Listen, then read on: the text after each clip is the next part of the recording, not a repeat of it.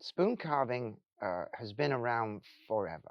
I mean, there were wooden spoons long before we had metal spoons. And to be honest, a wooden spoon, if it's looked after, will last a very long time. I have some in my kitchen that are 15 years old.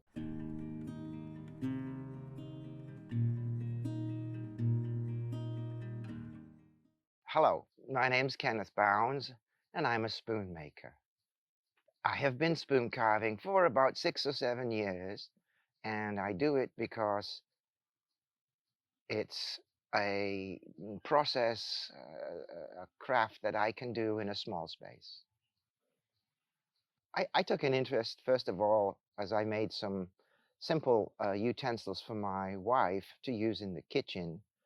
And when we moved to Erie, I have only a very small workshop.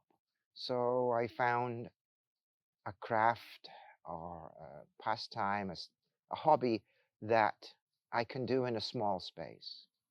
I don't really have a favorite project.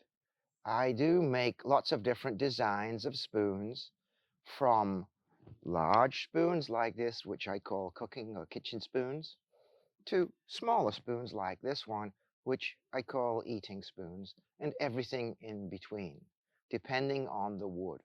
So I have no favorite project, but there are some designs that I like better than others.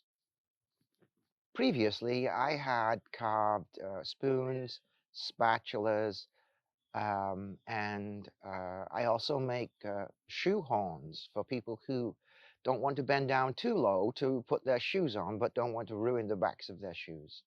The process of carving spoons begins with a log, a branch of a tree, and we split that down into ever smaller pieces until we get to the size that you're used to seeing in your kitchen drawer for spoons, either for stirring or serving or for eating with.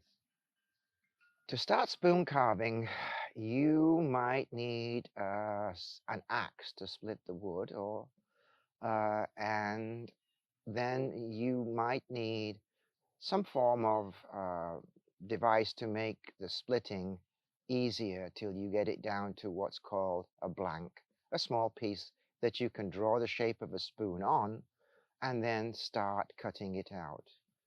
To make the whole spoon, we generally recommend a sharp knife, which we call a sloyd knife, and a bowl knife or a hook knife to carve out the bowl.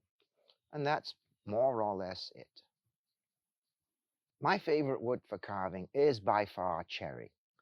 And indeed, this particular chair, this particular spoon is made of cherry.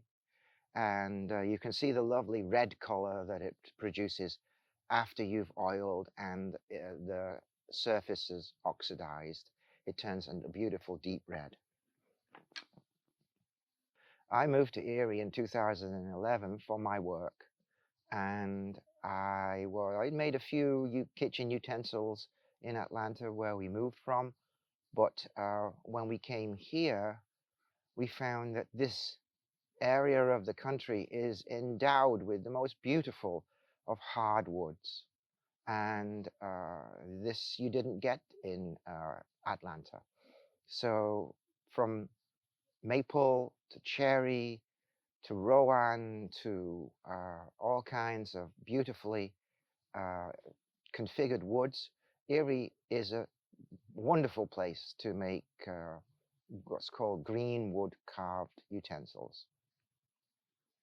If you're interested in starting doing this, it's like every hobby. The best thing you can do is to find a club or someone who knows how to do it, as this will stop you from cutting your fingers off.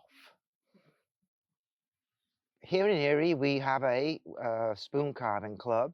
It's called the Erie Spoon Club, and we do meet at least once a month for get-togethers where we simply do an educational element and a practical, just carving together and learning from one another. If you'd like to find out when the Spoon Club is meeting, we have, like everybody, we have a Facebook group page where I will put in each event and where we're meeting and what time. It tends to be on a Wednesday evening in the second or third week of the month.